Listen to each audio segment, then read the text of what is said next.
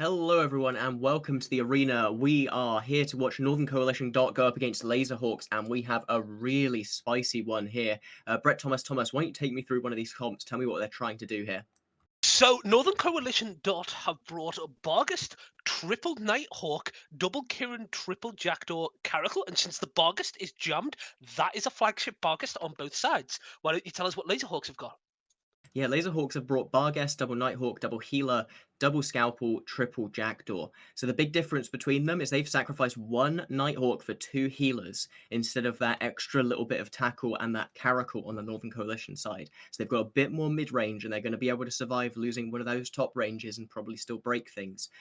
But they need to make sure that they apply to stuff. They need to break down that. I think it is on the other. No. Okay, they're doing well here. They're using their Nighthawk advantage.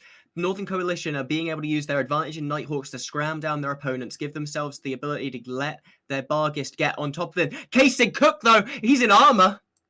Yeah, he's trying to smart bomb off the drones and the small ships that are on top of him, but he's just not surviving. He is in low armor now and taking damage. It looks like it's started to drop off slightly as everything has hit reload, but if they get off reload in time, he's going to go down.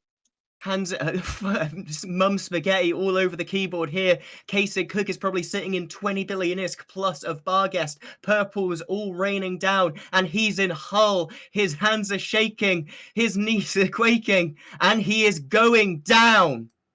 Very well done with NC here, burning back and headshotting that Bargus. That is a flagship down for everybody who's back. Northern Coalition burned backwards as Laserhawk burned forward and hammered that Barghest when it came in with ham missiles. It looks like Northern Coalition are going to move on to the other Nighthawk of Moonapoon while losing all their low end. Do you think that's a good idea?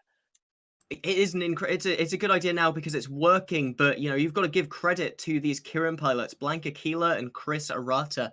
They've been piloting so well to keep these Jackdaws alive throughout this match. They've been switching back and forth all over throughout this match, Laserhawks, from Jackdaw to Jackdaw, trying to find the weak spot. They finally found it, but it took them too long. Barghest down now. That's almost half. Sorry.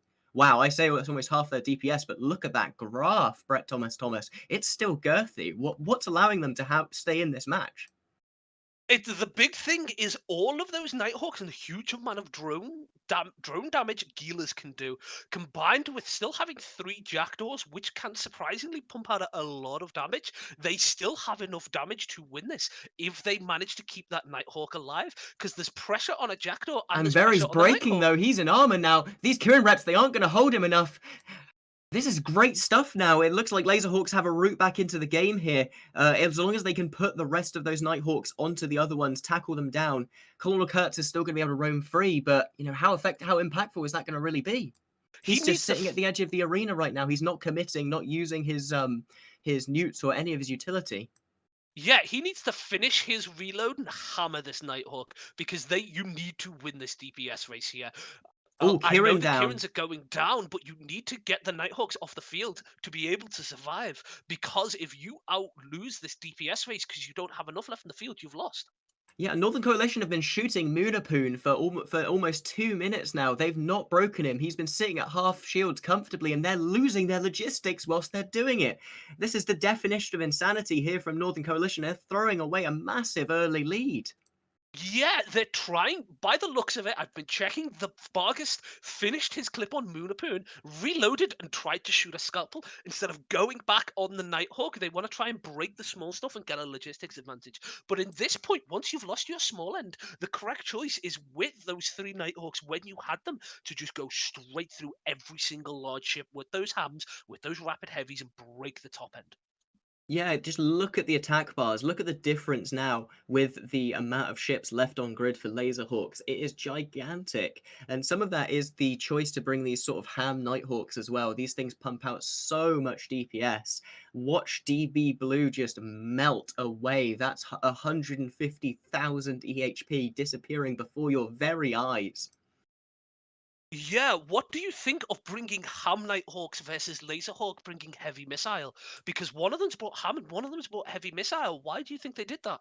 I have no idea. I'm sure if we brought the Hawks captain on here, he would have some sort of genius idea as to why that is the best call for this comp. Maybe one Nighthawk has a slightly different role for the other. Maybe they just want the versatility, the ability to pick stuff off at range in case they hit like a missile kite mirror. I don't know. And at this point, it doesn't really matter because that Barghest, it's another flagship. Two flagships down in one match. We don't often see it, but we're about to see it here today as Colonel Kurtz goes into armor. Yeah, by the looks of it, they've just locked the two Nighthawks away from each other, so they can't support each other and are staying on one. So those ham missiles can't apply to the other side, which is why you're seeing a little bit of damage drift all over the Laserhawks team, because a Northern Coalition Nighthawk is stuck on its own and can't shoot anything. Yeah, and there we go. Colonel Kurtz is in the grave. Six Vinatieri also getting slapped here. He's probably not long for the world. This is just, well, this is a final gasp from Northern Coalition, but I'm not sure how much it's going to matter.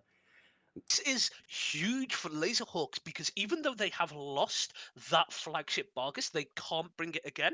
They have killed their opponent's flagships and they have managed to control the grid. So if you see them holding this last Nighthawk so they can loot everything, you know that is why, because they can get all the money back. I'm now seeing the Gilas bend for both of the flagship wrecks to get as much loot out as possible. Yeah, something that Instinct might be doing here is it looks like he's also burning for this Rex. He can control a right-click trash faster than they can scoop them into the cargo because it takes a tick to do it, but trash has priority. If he gets there first, he's going to be able to delete all those expensive modules from the game and make sure his opponents can't get them. Yeah, it looks like he's controlled now. The Jackdaws have managed to get on top of him and web him, so he's going to start slowing down and he's just going to try and pump out damage before he dies. Yeah, this is great stuff. I mean, we're about to see Instinct go down, so it doesn't matter. It doesn't look like it's going to matter in the least, but what a great match here from both teams. Laserhawks showing how to come back from a massive opening blow there and just demonstrating their resilience as a team. I look forward to seeing the rest of their run, so let's head back to the studio and find out what they're going to be doing differently next time.